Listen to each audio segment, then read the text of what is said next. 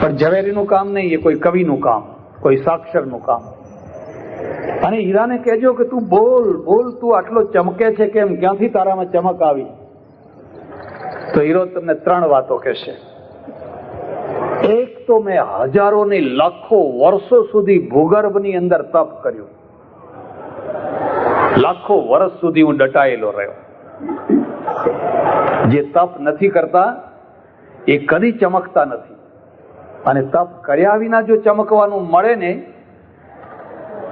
તો એક બનાવટી ફૂલોની ચમક હોય. અને બનાવટી હીરા બહુ ચમકે. મને કહ્યું કે આ બનાવટી હોય તો બહુ ચમકે એમ કે, પણ એની વેલ્યુ ના હોય. મેં હજારો લાખો વર્ષ સુધી તપ કર્યું છે. અને તપ શું કર્યું છે? મારા ઉપર કઈ દબાણ હતું, કઈ દબાણ હતું, કઈ દબાણ હતું, કઈ દબાણ હતું. લાખો લાખો ટન છે ને, એ લાખો લાખો ટન વજન મારા ઉપર પ્રેશર હતું. એ પ્રેશરે મને નક્કર બનાવ્યો. આટલું મોટું રૂ હોય પણ એને પ્રેસમાં મૂકો તો દબાઈને આટલું થઈ જાય, આ નક્કર થઈ ગયું. એમ મારા ઉપર આટલી બધી માટી હતી, આટલા ખડકો હતા, આટલા પહાડો હતા. એના પ્રેશરના કારણે હું એટલો ઘન બની ગયો, એટલો નક્કર બન્યો કે હવે આ બીજી કરવતીઓ મને કાપી ના શકે. લોખંડ કાપનારી કરવતી એને કાપી ન, લીટું ના કરી શકે. હા, અને મારા ઉપર એટલી બધી ગરમી હતી, એટલી હીટ હતી, એટલી ગરમી હતી, એટલી ગરમી હતી. એ ગરમીએ મને ઉજળો બનાવી દીધો, મારા તમામ મેલ ધોઈ કાઢ્યા. એ ગરમીના કારણે મારા અંદર ચમક આવી. પ્રેશરે મને નક્કરતા આપી, ગરમીએ મને તેજ આપ્યું, અને વર્ષો સુધી હું એક જગ્યાએ દબાઈને પડ્યો રહ્યો. એના કારણે હું હીરો બન્યો. મને ખબર નથી, તમે પૂછજો હીરાને, હજુ ઘણી વાતો કહેશે. તમને પૂછતા આવડવું જોઈએ. માણસની પણ આ જ દશા છે. 60 વર્ષ સુધી શિરડી વાળા સાંઈ બાબા એક ને એક જગ્યાએ પડ્યા રહ્યા. કોઈ જીવન ચરિત્ર મળે તો વાંચજો. 60 વર્ષ સુધી ગામ બહાર પગ ના મૂક્યો, અને ત્યાં પડ્યા પડ્યા ખીચડી બનાવે, કોઈને ખવડાવે, કોઈ કંઈ કરે, કોઈ કંઈ કરે, કોઈ કંઈ કરે. પછી એમનો પ્રચાર થયો. પછી તો લોકોએ કહ્યું કે અમારે ત્યાં આવો, અમારે ત્યાં આવો, અમારે ત્યાં આવો. એણે કહ્યું સાંઈ અહીંથી બહાર નહીં નીકળે, હું તો અહીં જ રહીશ. અને પલાઠી વાળીને બેઠેલા માણસે જે કામ કર્યું, અને આજે જે કામ થઈ રહ્યું છે, કારણ કે એણે એક જગ્યાએ બેસીને તપ કર્યું. વેપારી એક દુકાન જમાવે ને એને બેસવું પડે. ચંચળ વેપારી કદી દુકાન ના જમાવી શકે. દુકાન આવી હોય પણ રખડતો હોય, પણ બીડી ફૂંકતો હોય, પણ પાન ખાતો હોય, પણ કંઈક કોમેન્ટ્રી સાંભળતો હોય, અહીં ગ્રાહક આવતું હોય, જતું હોય. હવે આથી કઈ દુકાનદાર કહેવાતો છે? ગુંદર લગાવીને એને બેસવું પડે. એ તપ છે. પણ એકલું બેસવાથી કશું નથી થયું. તમે કદી પ્રેશરમાંથી પાર થયા છો? ટેન્શનમાંથી પાર થયા છો? અને એક પણ કસોટી છે કે તમે કેટલું પ્રેશર સહન કરી શકો છો. તમારા ઉપર કેટલું ટેન્શન આવે તો પણ તમે મચક નથી આપતા. ભગવતીભાઈને પૂછી જુઓ, આ કક્ષાએ પહોંચતા પહેલા એમણે કોઈ પ્રેશર સહન કર્યું હતું? હોય જ. અને એક બીજી વાત પણ હું તમને કહું છું, કદી પણ ઈશ્વર પાસે પ્રેશર વિનાનું જીવન ના માગશો.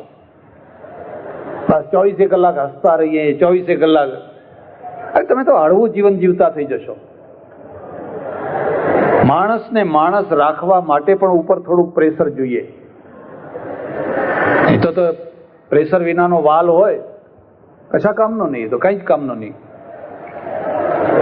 રાણા પ્રતાપે પ્રેશર સહન કર્યું. પગાર આપવાના પૈસા નથી, મોગલોની સેના છે, કેવી રીતે જીતવું?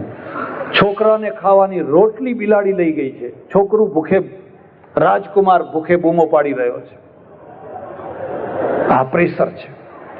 તમારી જિંદગીમાં તમે કોઈ પણ ક્ષેત્રમાં હો. અને એક બીજી વાત પણ યાદ રાખજો, સાચા માણસને વધારે પ્રેશર હોય, ચાલુને પ્રેશર ના હોય. ચાલુનો અર્થ સમજો છો? ચલતી કા નામ જેમાં ચાલુ હોય એમાં ચડી જવાનું, એમાં આપણે પ્રેશરને શું લેવા દેવા. જો તમે કોઈ મૂલ્યો માટે, કોઈ આદર્શો માટે, કોઈ સચ્ચાઈ માટે, કોઈ નિષ્ઠા માટે, એક સાચા વેપારી થવા માટે, એક સાચા રાજનેતા થવા માટે જીવન જીવતા હશો તો તમારા ઉપર પ્રેશર આવવાનું જ છે. હા, ચાલુ થઈ જાઓ, આમાંય બેસી જાઓ ને પેલામાંય બેસી જાઓ ને પેલામાંય બેસી જાઓ તો કોઈ વાત જ નથી. હરિશ્ચંદ્રને દુઃખ હોય ને હરિશ્ચંદ્રની કસોટી હોય, તારામતીની કસોટી હોય, ચાંડાલના ત્યાં તારામતી વેચાતી હોય, હરિશ્ચંદ્ર વેચાતો હોય. ચાલુ માણસોને તો કઈ પ્રશ્ન જ નથી, એમને તો કોઈ વેચાવાનો કોઈ પ્રશ્ન જ નથી. તમારા ઉપર પ્રેશર તો આવવાનું જ. પણ અધ્યાત્મનો અર્થ છે કે પ્રેશરને તમે કેટલું પચાવી શકો છો. અર્જુન, સુખ દુઃખે સમય કૃત્વા લાભા લાભૌ જયા જયૌ તતો યુદ્ધાય યુજ્યસ્વ નૈવમ પાપ મવાપ્સ્યસી. તારા રથના ની લગામ મને સોંપી દે, મારા ઉપર વિશ્વાસ રાખ, તારા રથને હું ખાડામાં નહીં નાખું. વિશ્વાસ રાખ, ઈમાન રાખ, બેઈમાન ના થા. સુખ દુઃખે સમય કૃત્વા. કોઈ વાર સુખ મળે, કોઈ વાર દુઃખ મળે. લાભા લાભૌ, કોઈ વાર લાભ થાય, કોઈ વાર હાનિ થાય. જયા જયૌ, કોઈ વાર વિજય મળે, કોઈ વાર પરાજય મળે. આ બધામાં તું સંભાવ રાખતો થા. નૈવમ પાપ મવાપ્સ્યસી. તને કોઈ પાપનો ડાઘ નહીં લાગે. કાળ ચાલ્યો જશે, ઘટનાઓ ચાલી જશે, તું હીરાની માફક, પેલ પડેલા હીરાની માફક ચોખ્ખો થઈને બહાર નીકળીશ. એટલે હીરો તમને એમ કહે છે, ભાઈ દબાણ તો તમારે જિંદગીમાં સહન કરવું જ પડશે ને થોડુંક તો દબાણ હોવું જ જોઈએ. પણ એટલું દબાણ નહીં, એની સાથે સાથે એટલી જ હીટ, એટલી જ ગરમી, લાય લાય લાય ગરમી. કેટલી ગરમી હોય ત્યારે હીરો બને એ તો કોઈ વૈજ્ઞાનિકને પૂછો ત્યારે ખબર પડે. પણ એના અંદર કેટલી મોટી, કેટલા વર્ષો સુધી ધગધગતી આગ લાગી હશે અને કયા કેમિકલ એમાં પરિવર્તિત થયા હશે અને કયા બદલાયેલા કેમિકલ આ હીરો બની ગયા હશે ગરમીના કારણે. ગરમીનો અર્થ તમે સમજ્યા? પ્રેશર જુદી વસ્તુ છે, ગરમી જુદી વસ્તુ છે. તમે સાચા હો, તમે સાચા માર્ગે હો, પણ લોકો તમારી ટીકા કરતા હોય, લોકો તમારી નિંદા કરતા હોય, લોકો તમને સમજી ન શકતા હોય અને ઉનાળાની ગરમ ગરમ લૂ છે ને, લૂની માફક તમને એ ગરમી લાગતી હોય અને બફાઈ નાખતી હોય તમને. તમે તમારો બચાવ ના કરી શકતા હો, તમે તમારી વાત ના રાખી શકતા હો. મોટા ભાગની સ્ત્રીઓના જીવન તમે જોજો, ખાનદાન ઘરની સ્ત્રીઓના જીવન તમે જોજો. એવી લૂ લાગતી હોય, ઘરના બધા એને ફોલી ખાતા હોય. તું કુલટા છે, તું કુલટા છે, તું કુલટા છે, તું આવી છે, તું તેવી છે. અને પોતાની વાત એ રાખી ન શકતી હોય, પોતાની વાતને સમજાવી ન શકતી હોય અને છતાં આ ગરમી સહન કર્યા વિના છૂટકો નહીં. પણ એક ટાઈમ એવો આવે કે આ ગરમીમાંથી ચમક આવે ને ચમક પછી જ્યારે એ માણસ બહાર નીકળે ત્યારે દુનિયાની કોઈ એક અદ્ભુત વ્યક્તિ થઈને બહાર નીકળે, હીરો થઈને બહાર નીકળે. આ મૂલ્ય છે. તમારો વધારે સમય નહીં લઉં, પણ હું માણસોને 4 ભાગમાં વહેંચું છું. માટી જેવા માણસો, માટી પગા, જરાક પાણી અડે એટલે ધોવાઈ જાય. રાવણની સભામાં પગ ના રોપી શકે. પૂતળા છે, શોમાં કામ આવે, તમારા દીવાનખાનામાં રંગીન મૂક્યા હોય તો સારા લાગે, પણ એમને પાણીથી, એમને એજથી બચાવવા પડે. જો જરાક એજ લાગશે કે પાણી લાગશે તો ખલાસ, એ ટકવાના નથી. એક બીજા પૂતળા જે લોખંડમાંથી બનેલા છે, એ પાણીથી જલ્દી બગડતા નથી, પણ કાટ લાગે છે. લાંબા ગાળે ધીરે ધીરે ધીરે ધીરે એને કાટ લાગે છે, ખવાય છે. 100 વર્ષ, 200 વર્ષ, 500 વર્ષ પછી પણ એના પોપડા ઉખડવા માંડે છે. જો એના પોપડા ન ઉખડવા દેવા હોય તો વર્ષે 2 વર્ષે એના ઉપર કલર કર્યા કરો. ખ્યાલ આવે છે? એના ઉપર કલર કર્યા કરો. કલરનો અર્થ તમે સમજ્યા? અત્યારે હું આ કલરનું કામ કરી રહ્યો છું. આ હું ખાલી બૂમ બરાડા નથી પાડતો, આ કલરનું કામ છે. તમે જ્યારે કોઈ સત્સંગમાં જાઓ છો, કોઈ સારી સભામાં જાઓ છો, કોઈ સારું પુસ્તક વાંચો છો, કોઈ સારું ચરિત્ર વાંચો છો, તમે તમારો ટાઈમ નથી બગાડતા. ત્યાંથી તમને એક કલર મળે છે, કલર થાય છે. તમારા પોપડા ઉખડતા મટી જાય છે, તમારી વેલ્યુ વધી જાય છે, તમારું આયુષ્ય વધી જાય છે.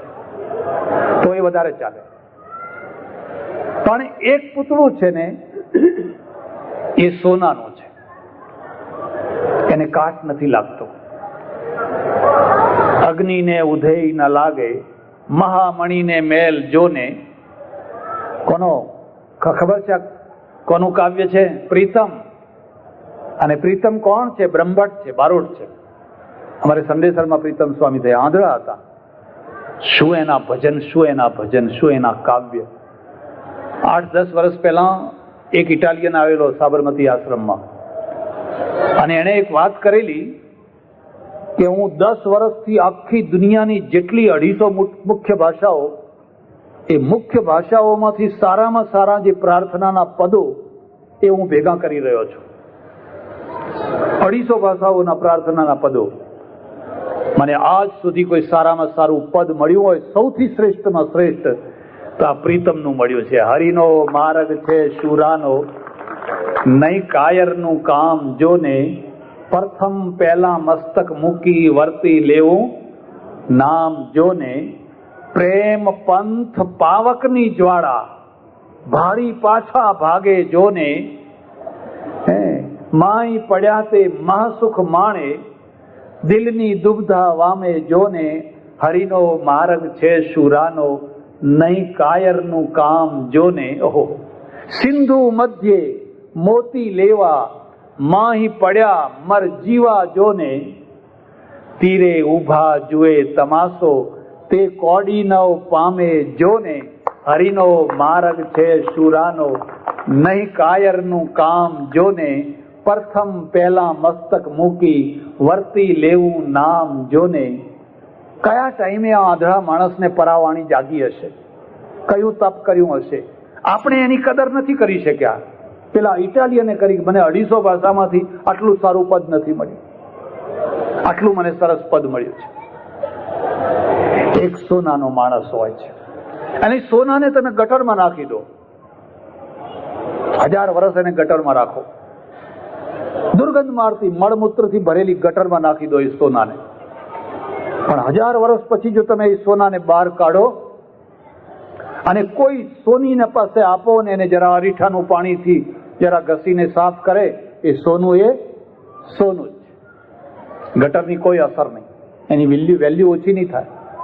ભગવદ્ ગીતામાં આવા માણસ માટે શબ્દ વપરાયો છે, અભિજાત. અભિજાત શબ્દ છે. અર્જુન, તું અભિજાત છે. અને અભિજાતનો અર્થ છે, કદાચ કુસંગમાં પડે તો થોડું ઘણું વ્યસનમાં ચડી જાય, પણ જો કોઈ સંત મળે, કોઈ સતી મળે, એ તો સોનું, એ સોનું જ છે.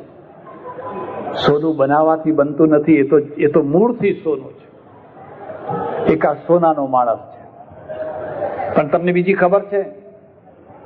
સોનાના માણસને સાચવવો પડતો હોય છે, એને દીવાનખાનામાં ના મુકાય. માટીના પૂતળા હોય ને, એ દીવાનખાનામાં મુકાય. તમારી ગેરહાજરીમાં કોઈ આવે, જુએ રાજી થાય. અને સોનાના મૂક્યા હોય તો ખાલી જુએ નહીં, લઈ નહીં, પછી તમે રડો. એને તિજોરીમાં મુકાય. તમારા જે સોનાના માણસો હતા, વિક્રમ સારાભાઈ, તમે ખોઈ મૂક્યા. અણુ ટેકનોલોજીનો મોટામાં મોટો સાયન્ટિસ્ટ. આજે અબ્દુલ કલામ કરીને એક છે, આખો મિસાઇલ પ્રોજેક્ટનો મુખ્ય વડો છે. એ તમારો સોનાનો માણસ છે, એને સાચવવો પડે. જો સાચવતા ના આવડો તો તમે રોવું પડે. તમારા વૈજ્ઞાનિકો, તમારા વિદ્વાનો, તમારા જ્ઞાનીઓ, તમારા દાતાઓ એ સોનાના માણસો છે. એમને સાચવવા પડે. 1,00,000 મરશે તો 1,00,000 પેદા થઈ જશે, પણ એક મરશે તો ફરી એકને પેદા નહીં કરી શકો. એકને તમે પેદા નહીં કરી શકો, એ તો સોનાનો માણસ છે. તમે ઓળખી ન શકો તો તમારા નસીબમાં ધૂળ પડી. પણ હું એક છેલ્લો માણસ કહું છું કે હીરાનો માણસ છે. તમે કોઈ વાર થાઈલેન્ડ જજો. હું થાઈલેન્ડ ગયો અને થાઈલેન્ડના મંદિરો જોવા જેવા, ગજબના મંદિરો. બુદ્ધની મૂર્તિઓ બનાવી છે કે લાંબી લાંબી લાંબી લાંબી સોને મઢેલા પતરા. એમાં એક બુદ્ધની આવડી મોટી મૂર્તિ છે, એનરોન બુદ્ધા કે છે.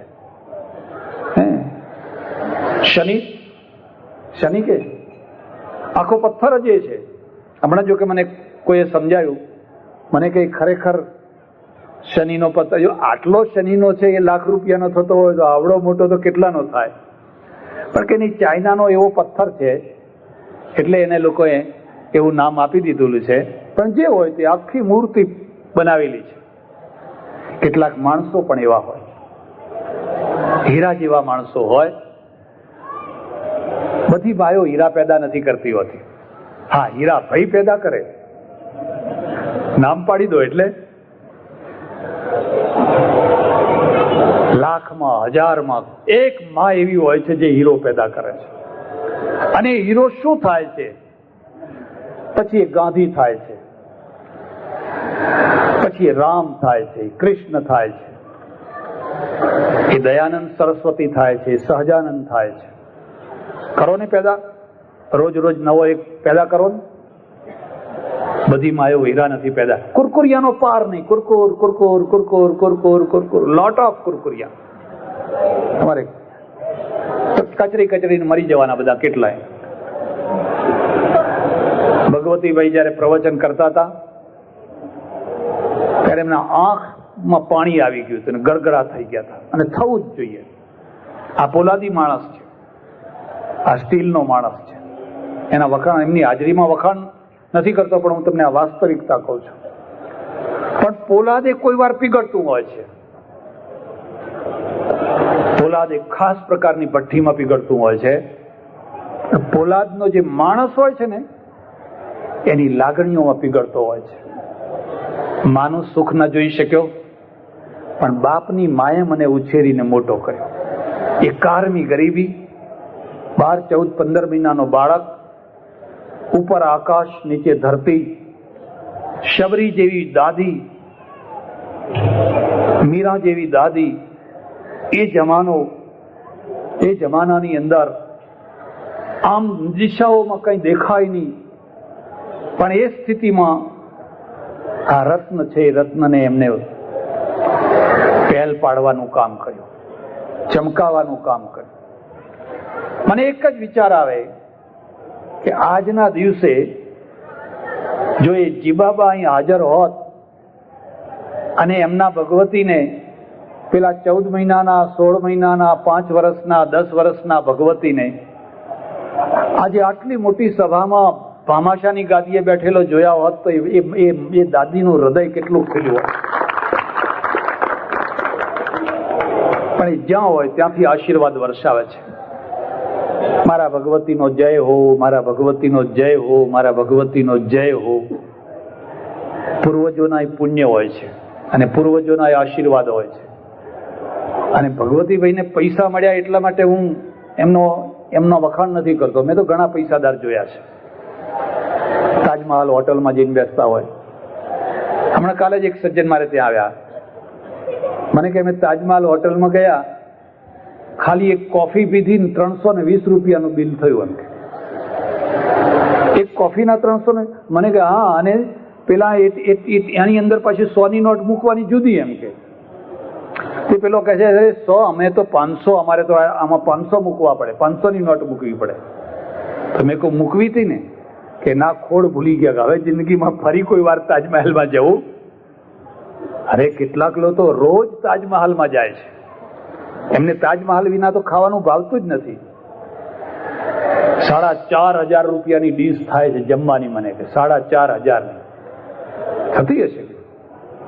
ભગવતીભાઈએ પણ ધાર્યું હોત તો 4,500ની ડીશો ખાધી હોત. ઘણા ખાય છે એવી. એમણે ધાર્યું હોત તો 350 રૂપિયાની કોફી પીધી હોત. તો ઘણી વાર મારે ત્યાં આવે તો હું કહું ભાઈ ખીચડીની કઢી છે, તો ચાલો બેસી જઈશું. એમ એટલા જ પ્રેમથી પલાઠી વાળીને ખીચડીની કઢી ખાય.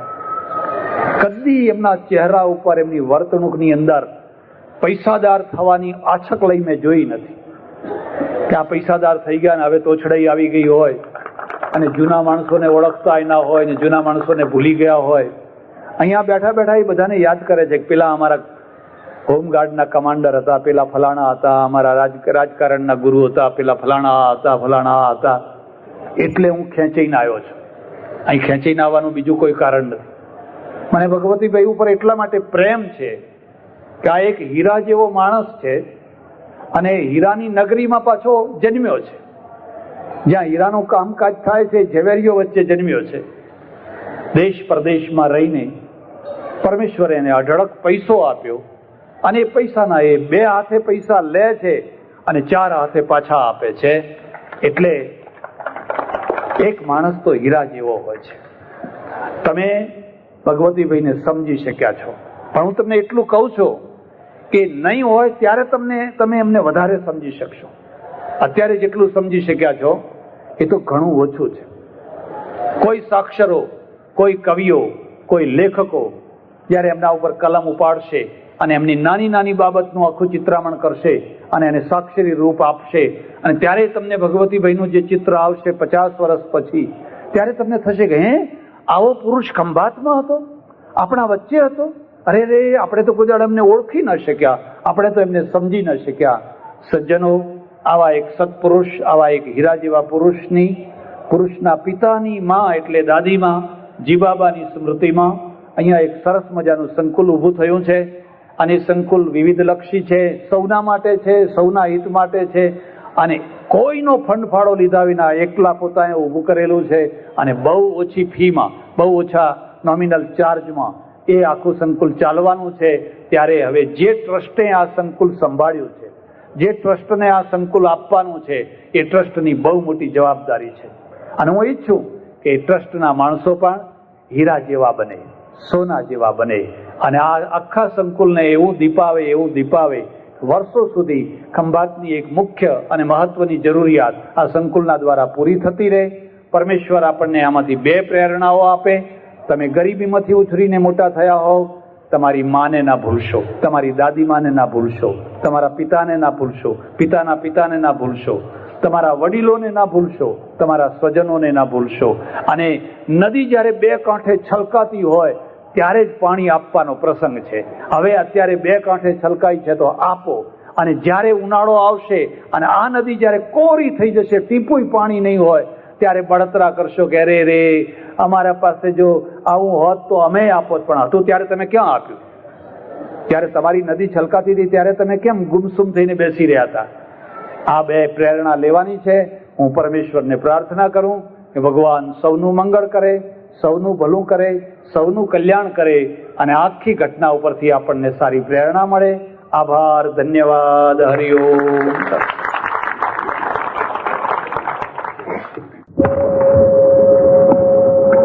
પૂજ્ય સ્વામી સચ્ચિદાનંદજીની 200 ઉપરની જુદા જુદા વિષયો ઉપરના પ્રવચનોની કેસેટો તથા 25 ઉપરના પુસ્તકો છે. આપ સૌ વધુમાં વધુ આ કેસેટોને સાંભળો તથા સંભળાવો તથા પુસ્તકો વાંચો તથા વંચાવો, જેથી ધર્મ તથા સમાજમાં જરૂરી સુધારા થાય તથા જાગૃતિ આવે. સ્વામીજીની પ્રત્યેક કેસેટની પોતાના ઉપયોગ માટે નકલ કરવાની છૂટ છે. આપને જો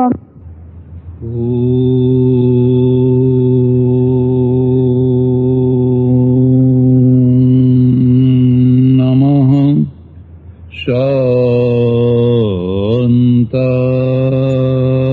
શાંતાય તેજસે.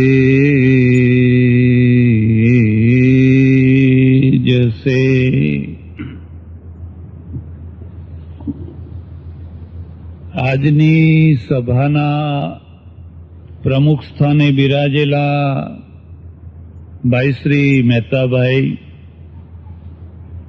આદરણીય બાબુભાઈ, દેસાઈભાઈ નાથાભાઈ પટેલ, સ્મારક ટ્રસ્ટના પ્રમુખશ્રી, મંત્રીશ્રી, બીજા એમના સહયોગી ભાઈઓ, ભાઈ શ્રી વિરકરજી, અહીંયા મંચ ઉપર બિરાજેલા બધા જ ભાઈ બહેનો, સજ્જનો અને બહેનો, વિશ્વ 3 પાટા ઉપર ચાલે છે. એક પાટા ઉપર પ્રજા ચાલે છે, બીજા પાટા ઉપર પ્રજાના પ્રશ્નો ચાલે છે અને ત્રીજા પાટા ઉપર પ્રશ્નોના ઉકેલ ચાલે છે. પ્રજાના પ્રશ્નો અને પ્રજાના ઉકેલો, આ ત્રણેયની જો સરખી ગતિ હોય અને ત્રણેય જો એક સાથે ચાલતા હોય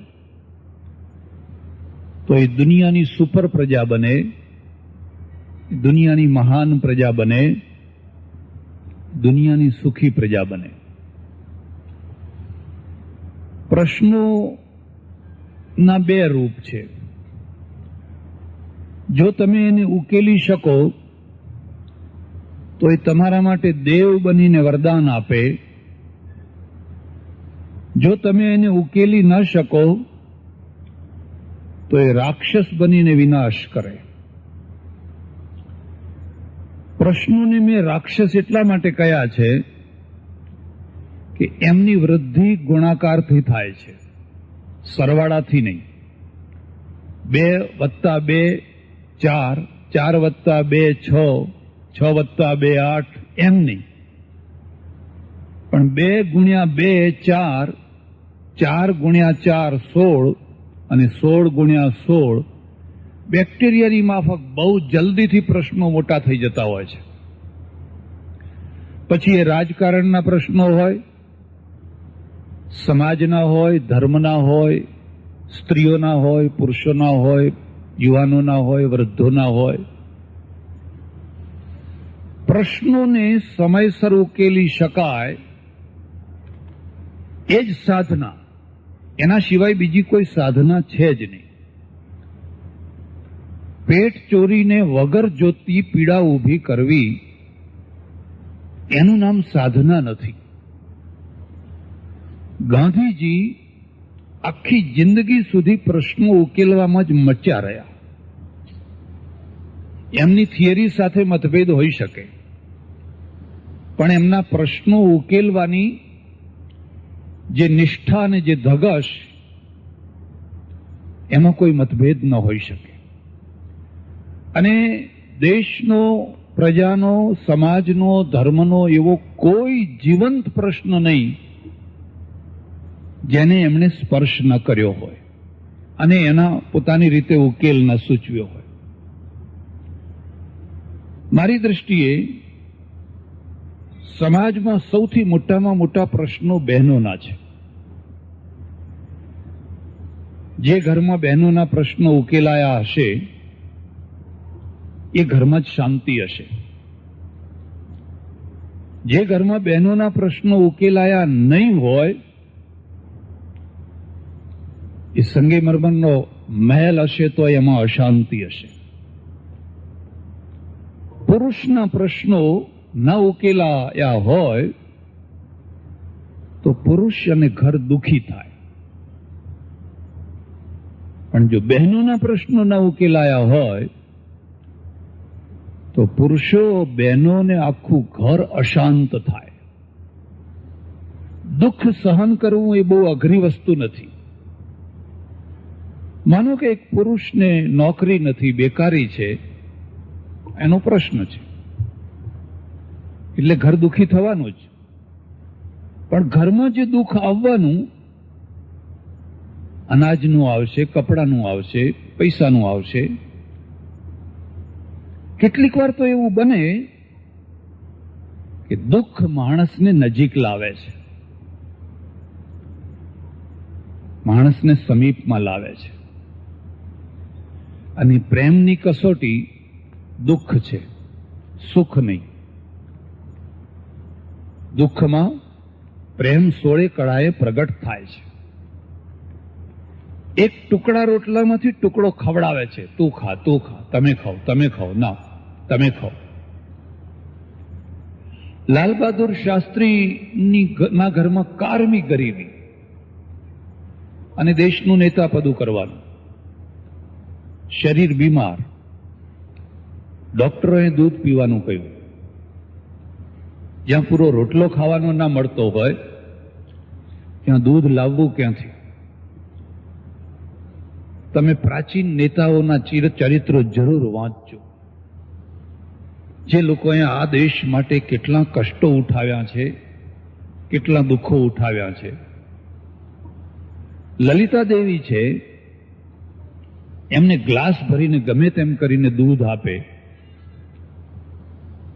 પણ શાસ્ત્રીજી એવા કે તું ગ્લાસ ભરીને દૂધ પીવે તો જ હું ગ્લાસ ભરીને દૂધ પીવું. આ પ્રેમ છે. 2 ગ્લાસ જેટલું દૂધ લાવવું ક્યાંથી? પછી એ રસ્તો કાઢી લીધો. લલિતા દેવીએ એક રમકડાનો આવડો નાનો ગ્લાસ ફોડી કાઢ્યો, આટલો નાનો. એ ભરીને દૂધ પી જાય અને શાસ્ત્રીજી માટે પેલો મોટો ગ્લાસ આપે. શાસ્ત્રીજી પૂછે કે તે ગ્લાસ ભરીને દૂધ પીધું? તો કે હા હા, તમારા સોગંદ મેં પીધું, ગ્લાસ ભરીને દૂધ પીધું. દુઃખમાં પ્રેમ સોળે કળાએ ખીલતો હોય છે, અને દુઃખમાં જે પ્રેમ ખીલી નથી શકતો હોતો એ બહુ જલ્દીથી મરી જતો હોય છે, બરબાદ થઈને મરતો હોય છે. એટલે એક માણસ, પુરુષ બેકાર છે ને બેકારીના કારણે ઘરમાં દુઃખ છે, એ તો સહન કરી શકાશે. પણ એક ઘરમાં અશાંતિ છે, અનાજના ઢગલા પડ્યા છે પણ રાંધેલું ધૂળ થઈ જાય છે, કોઈ ખાઈ નથી શકતું. અને અશાંતિનું પરિણામ એ આવતું હોય છે, કોઈ કેરોસીન છાંટીને મરી જાય, કોઈ દવા પીને મરી જાય, કોઈ બીજી રીતે કંઈ કરે, કોઈ ત્રીજી રીતે કંઈ કરે. તમને જો સમાજશાસ્ત્રનું રસ હોય તો તમે જોશો મોટા ભાગના પ્રશ્નો બહેનોના હોય છે, અને આ બહેનોના પ્રશ્નો જો ઉકેલવામાં આવે તો જ દુનિયાને સ્વર્ગ બનાવી શકાય. એના વિના કદી સ્વર્ગ ના બનાવી શકાય. એક બીજી વાત, અભણ સ્ત્રીના પ્રશ્નો કરતા ભણેલી સ્ત્રીના પ્રશ્નો વધારે મોટા છે. પહેલા જ્યારે સ્ત્રીઓ અભણ હતી ત્યારે એમના નાના પ્રશ્નો હતા. એમના મગજમાં કદી એવું આવતું જ નહીં કે મારો પતિ કેવો હોય. એ તો બધા મા બાપ જાણે, જ્યાં હાથ પકડાયો ત્યાં પકડી લેવાનો. લડવું, ઝઘડવું, માર ખાવો, આ કરવું, તે કરવું, એમ કરતા કરતા જીવન પૂરું કરી દેવાનું. એની પાસે તો કોઈ નકશો જ નહોતો, કોઈ પ્લાન જ નહોતો, કોઈ દૃષ્ટિ જ નથી, કોઈ ચોઈસ નથી, કોઈ ગમો અણગમો હતો જ નહીં. જે થયું એ બરાબર છે. અભણ સ્ત્રીના પ્રશ્નો બહુ થોડા હતા, બહુ નાના હતા. જ્યારે ભણેલી સ્ત્રીના પ્રશ્નો ઘણા મોટા છે. એક બીજી વાત યાદ રાખજો, મોટા પ્રશ્નો ઉકેલે એ જ મોટી પ્રજા થઈ શકે. જો પ્રજાના આગળ હંમેશા નાના પ્રશ્નો મૂક્યા કરશો તો પ્રજા નાની થઈ જશે. પ્રજાને મોટી બનાવવા માટેની અનિવાર્ય શરત છે કે એના આગળ મોટા પ્રશ્નો હોવા જોઈએ. આપણે નાની પ્રજા એટલા માટે થઈ જઈએ છીએ કે આપણા આગળ નાના પ્રશ્નો છે. પેટ જ છે, પેટ સિવાય બીજું કંઈ દેખાતું જ નથી. રોજી રોટી, રોજી રોટી, રોજી રોટી, રોજી રોટીમાં જ માણસ અટવાઈ જાય છે, અને એનાથી આગળ કંઈ વધી નથી શકતો. એ પ્રજા કદી મોટી ના થઈ શકે. એક બીજી વાત છે, પાટા ઉપર આ ત્રણેય દોડી રહ્યા છે. પ્રજા દોડી રહી છે. આજથી 50 વર્ષ પહેલા આવી રીતે આ બહેનો ઉઘાડા માથા અને આ રીતે બેઠી હોય એવી કલ્પના ના કરી શકાય. હું ભાદરણમાં એકવાર ચાતુર્માસ કરવા ગયેલો, આજથી 25 વર્ષ પહેલા. બધા ઘણા લોકો આવે. પછી એક ડોશીમાં હું મેળે ઉતરેલો, મેળા ઉપર પાછળ પાછળ આવ્યા. મને કે મહારાજ કથા તો બહુ સારી કરો છો, પણ એક કામ કરજો. શું? કે કાલ હું કહું એ બધું જરા કથામાં કહેજો. ઘણી વાર લોકો કહી જાય કે મારે શું કહેવું. મેં કહ્યું શું કહ્યું? આ એના શબ્દો છે, કોઈ ખોટું ના લગાડતા. મને કે આ રાંડો બધી આવે છે ને તો ઉઘાડા માથા રાખી રાખીને બેઠી હોય છે, તે કોણ વહુ છે ને કોણ દીકરી છે તે ખબર જ નથી પડતી. તે જરા માથા ઢાંકીને આવે ને એવું જરા કહેજો. મેં કહું, માજી, હવે વહુ ને દીકરીમાં ક્યાં સુધી ભેદ રાખવો છે? ઘણા દિવસો સુધી તમે વહુ ને દીકરીમાં ભેદ રાખ્યો અને અંતે કોઈની દીકરી કોઈની વહુ થાય છે ને કોઈની વહુ કોઈની દીકરી હોય છે. હવે આ ભેદ મટાડીએ તો સારું. મને કે તમે કેવી વાત કરો છો? આપણે આપણી સંસ્કૃતિનું રક્ષણ કરવું છે કે નહીં? એટલે મેં કહ્યું, શું રક્ષણ કરશું? આ લાજ પાછી લાવવી છે? આ ઘૂંઘટો, બુરખો એ બધું પાછું લાવવું છે તો સંસ્કૃતિનું રક્ષણ થશે? તમે કલ્પના કરી શકો છો, 25 વર્ષ પહેલા ભાદરણ જેવા ફોરવર્ડ ગામ કહેવાય, એ કઈ પેલું 6 ગામમાંનું એક સારામાં સારું ગામ કહેવાય, ત્યાંની આ દશા હતી. એટલે પ્રજા કદી ઊભી નથી રહેતી. હા, એ વાત જુદી છે કે યુરોપની પ્રજાની ઝડપ જુદી છે, ભારતની પ્રજાની ગતિ જુદી છે, ઈરાન, અફઘાનિસ્તાન, પાકિસ્તાનની પ્રજાની ગતિ એનાથી મંદ છે, એ વાત અલગ છે. પણ સૌ ગતિશીલ છે.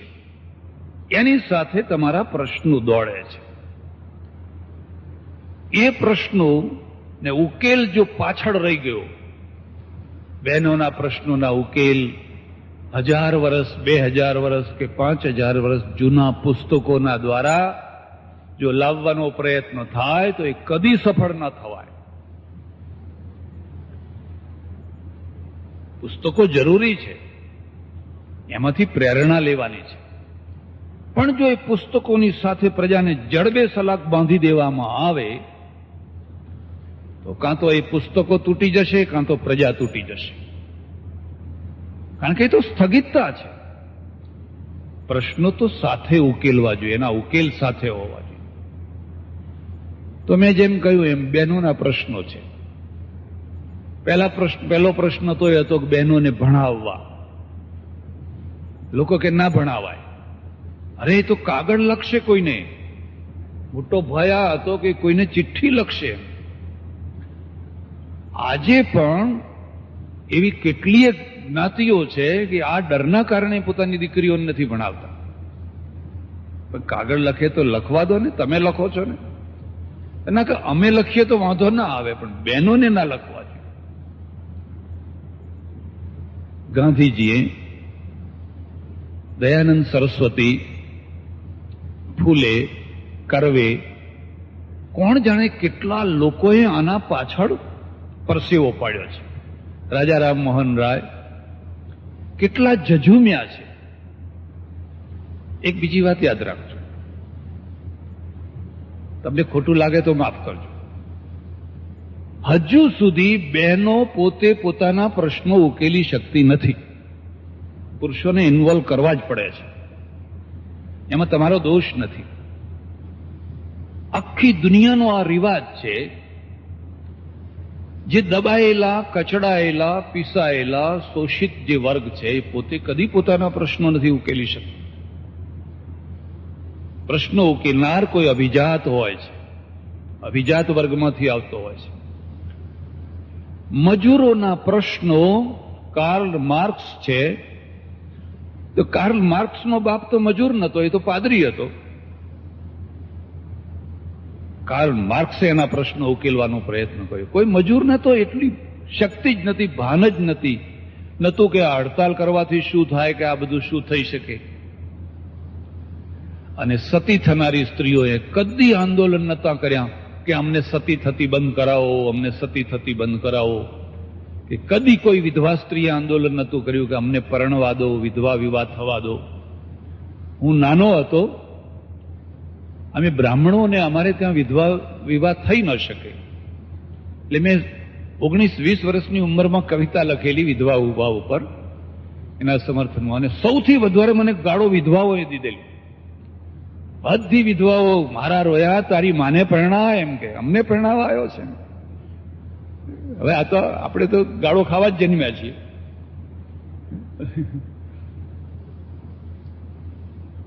શોષિત જે દલિત છે એમ અસ્પૃશ્યતાનું જે આંદોલન છે એ નરસિંહ મહેતાથી માંડીને ગાંધીજી સુધીનું બધા અભિજાત લોકો. ગાંધીજી તો વાણિયાના દીકરા હતા, એમને કોઈ અસ્પૃશ્યતા નડતી નથી. એમને તો જ્યાં જાય ત્યાં સન્માન મળતું હતું. અને નરસિંહ મહેતા નાગર બ્રાહ્મણ હતા, એમને કોઈ અસ્પૃશ્યતા નડતી નથી. હા, અસ્પૃશ્યતા ન પાડવાથી નડતું હતું બધું. બહેનોના ઘણા પ્રશ્નો છે અને જ્યારે બહેન ભણે છે એટલે એક નવા પ્રશ્નો ઊભા થાય છે. પહેલામાં પહેલો એનો પ્રશ્ન છે કે એને સ્વમાનપૂર્વક જીવવાની ઈચ્છા થાય છે. પહેલા જે છે સ્વમાનપૂર્વક જીવવાની ઈચ્છા જ નહીં. આવી એક બહેનોની સભામાં મારે જવાનું થયેલું. બહેનોએ જ બોલાવેલા, બધી મોટાભાગે ગામડાની સ્ત્રીઓ હતી. મેં એમને પ્રશ્ન પૂછ્યો, તમારામાંથી જેને કોઈને પણ તમારા ઘરવાળો મારતો હોય એ હાથ ઊંચા કરો. તમે કોઈ ના કરતો. તો થોડીક બહેનોએ હાથ ઊંચો કર્યો. એમાં આગળ જ એક બેન ઊભી, એને હાથ ઊંચો કર્યો. તો મેં કહ્યું, બેન ઊભા થઈને કહો કે તમારા ઘરવાળા તમને કેમ મારે છે. એને બિચારીએ એટલો સરળતાથી જવાબ આપ્યો. મને કે આપણને ના મારે તો પછી કોને મારે એમ. બસ એને સ્વીકાર કરી લીધું કે માર ખાવો એ આપણો ધર્મ છે અને મારવું એ એમનું કર્તવ્ય છે, ફરજ છે. એટલે આપણને મારે એમ કે એમાં આપણને ના મારે તો પછી બીજા કોને મારે. બહુ લાંબા ટાઈમ પછી માણસને સ્વમાનપૂર્વક જીવવાની ઈચ્છા પ્રગટતી હોય છે. અંગ્રેજો હતા, બહુ ગુલામી સદી ગયેલી આપણને, બહુ ગુલામી સદી ગયેલી.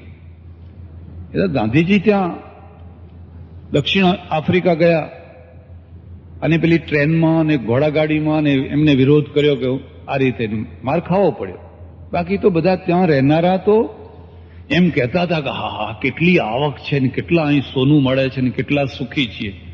હવે એના પગલું છોડીને આગળ બેસવું પડે તો બેસી લેવાનું, એમાં શું મોટી વાત હતી.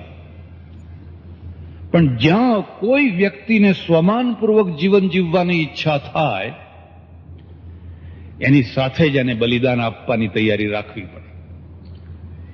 સ્વમાન બલિદાન વિનાનું હોતું નથી.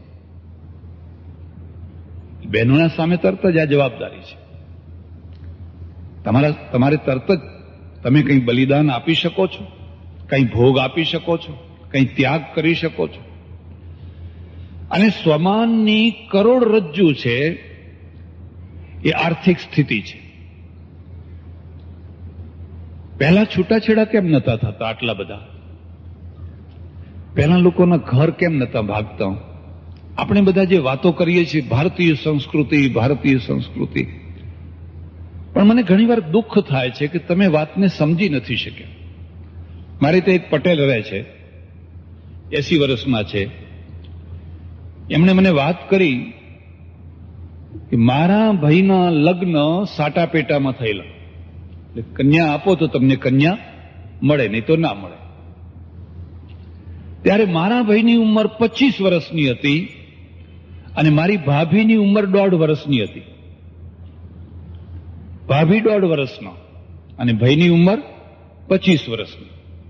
1.5 વર્ષની કન્યા 25 વર્ષના છોકરા સાથે પરણાય, કારણ કે સાટું આપેલું હતું એટલે બદલો લેવાનો હતો. અને આ 25 વર્ષનો છોકરો પાછો ગાંડો, પાછો ડાયોય નહીં, પણ એ લગ્ન થયો. હવે આને તમે સંસ્કૃતિ કહેશો?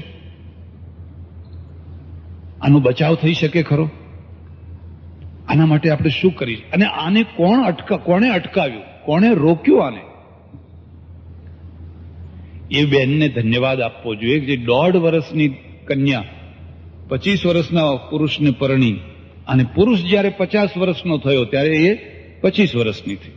આજે વિધવા છે તો એ હાથમાં લખેલું છે કે એને વિધવા થવાનું જ છે, એનું વૈધવ્ય નક્કી જ છે. એટલે સ્વમાનની લાગણી જન્મવી એક બહુ મોટી વસ્તુ છે ને એમાંથી ક્રાંતિ જન્મતી હોય છે. અને એનું મૂળ હું કહું છું આર્થિક સ્થિતિ છે. પહેલા સ્ત્રીને કાઢી મૂકો તો જાય ક્યાં? એને પગ મૂકવાની ક્યાં જગ્યા છે? એની પાસે પૈસો નથી, એની પાસે મિલકત નથી.